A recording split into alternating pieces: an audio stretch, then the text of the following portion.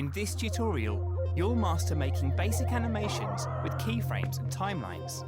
You might be able to animate wobbly platforms with the action recorder, but keyframes is where animation gets serious. A keyframe records any changes you make to an object, like its position, its tweak menu settings, or anything else you can think of. Then it stores those changes in a gadget you can switch on and off. All right then, let's use keyframes to help Connie get across those platforms.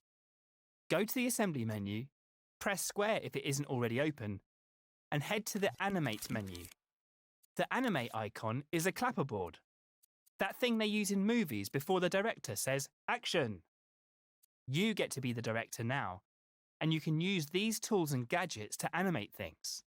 Start by selecting the keyframe, which is the one with the diamond and the plus sign, and stamp it in the scene above the first gap.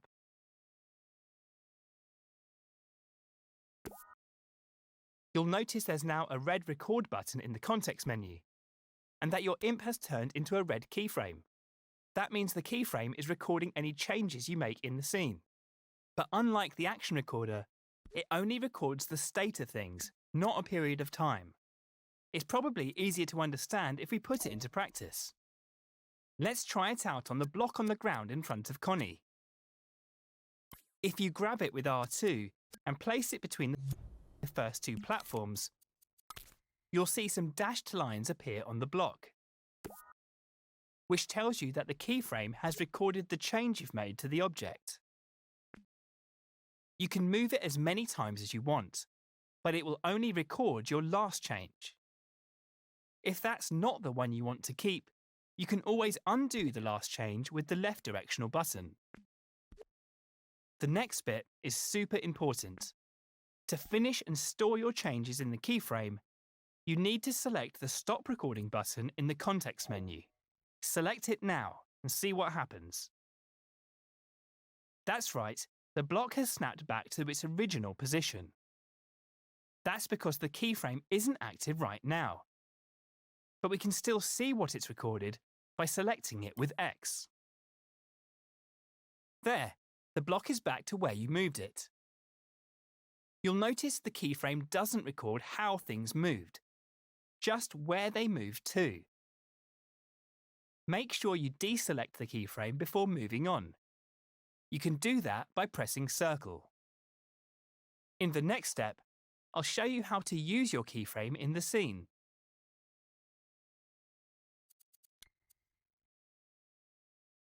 Now you've recorded a keyframe, let's see how we can activate it. See the trigger zone above the first platform? Select it with X to check its area of effect. OK, looks like the zone stretches across the whole gap. Deselect it with circle. Then use the sticks or the grab cam to move in closer to the gadget. You'll notice an output port on its side labelled Detected, which is what sends a signal when it detects a possessed puppet like Connie. We need to connect this to the keyframe, so select the port with R2 or X to create a wire. Then stretch it over to the keyframe gadget with your imp. Once you connect the wire to the keyframe's power port, the trigger zone signal will be able to switch on the keyframe when it detects Connie. Try it out in play mode now by pressing the Options button and selecting the controller icon.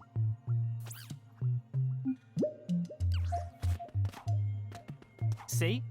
As soon as Connie enters the trigger zone area, the block springs up into place. It works well enough, but the animation is a bit fast, don't you think? We can do something about that after you take Connie across. Head back into edit mode, rewind the scene with L3, and I'll show you how to add smoothing to the keyframe in the next step.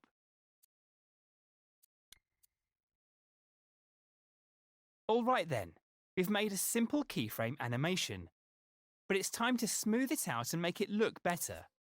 Like almost everything in Dreams, keyframes can be tweaked. So open this one's tweak menu by holding L1, then pressing square over it.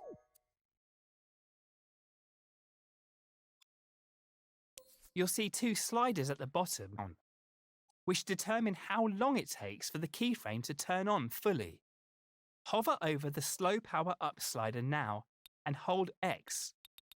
Then move your imp to the right to increase the value. Let's set it to 1 second for now. You can set slow power down to whatever value you like. Then close the tweak menu by selecting the cross icon in the corner, or hold L1 over the menu, then press circle. Let's see what that looks like in play mode.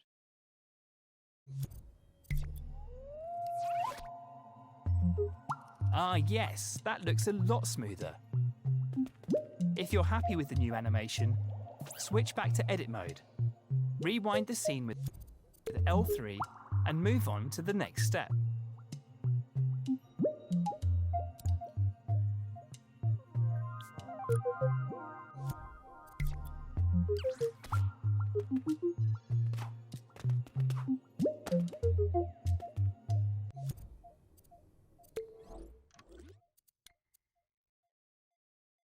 Looks like the bridge across the next gap has collapsed. We could just move it back into place, but where's the fun in that? Let's perform a little bit of magic instead. Go to the Assembly menu and select another keyframe from the Animate menu.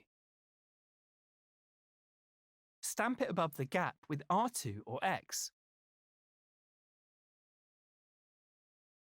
Now see if you can reassemble the bridge, grabbing the first part and moving it back where it should be.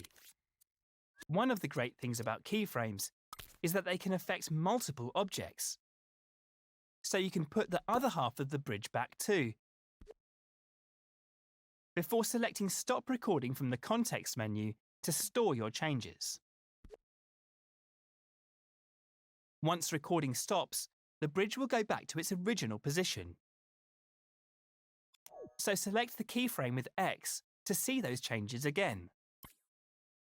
I could have done a better job at positioning the bridge. Nothing to worry about, because editing a keyframe couldn't be easier. Just select the Edit Keyframe button in the Context menu, which has the same icon as the keyframe gadget. And you can make changes to the keyframe position again. You can remove things from a keyframe by pressing triangle over them. And now the bridges are back on the ground. Make sure they're a bit straighter. Remember, when you're grabbing things, you can realign them by pressing triangle. There we go, much better.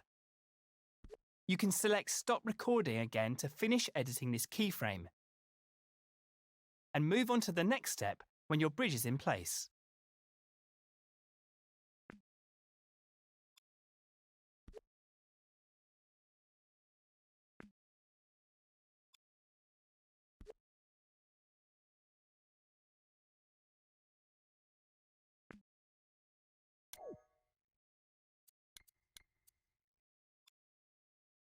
The bridge's new position is already stored in the keyframe, so all we need now is a way to activate it, which is where this trigger zone will come in handy.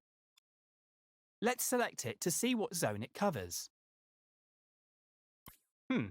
It's not in the gap this time, it's over this button, but we'll deal with that later.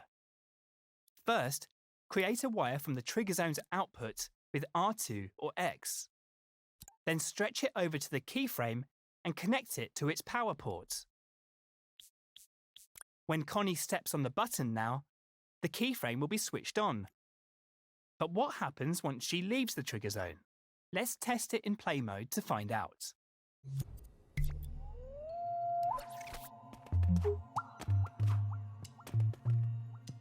Just as I thought, when Connie moves away, the keyframe switches off. Let's head back to edit mode and see what we can do about that. Of course, we could just move the trigger zone into the gap, but this is an animation tutorial. So let's see if we can use the keyframe's tweak menu to fix the problem. Open it now with the L1 and square shortcut, and have a look at all the options there. Hovering over the buttons will bring up their names. And the one we're interested in is called Keep Changes. With this option turned on, any changes that animation makes will be permanent. So once Connie activates the keyframe, the bridge will stay in its new position until you rewind the scene. Since we're already in the tweak menu, let's also add some smoothing to that animation. I think I'll set it to 2 seconds this time. OK, time to close the tweak menu with L1 and circle, and try out.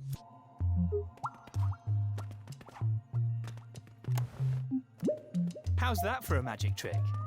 You can switch back to edit mode, rewind the scene, and experiment with the keyframe to see what else you can do.